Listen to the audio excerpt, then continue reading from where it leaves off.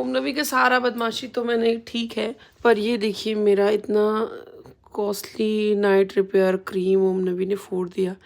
एकदम न्यू था अभी, देखिए।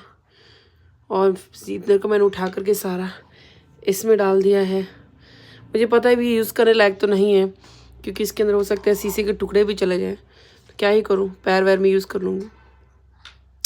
तो इसको कैसे फेंकना पड़ेगा, क्या करूँ। क्यों किया बेटा जी आपने ऐसे? मैं हाँ आपने क्यों किया बेटा जी ऐसे?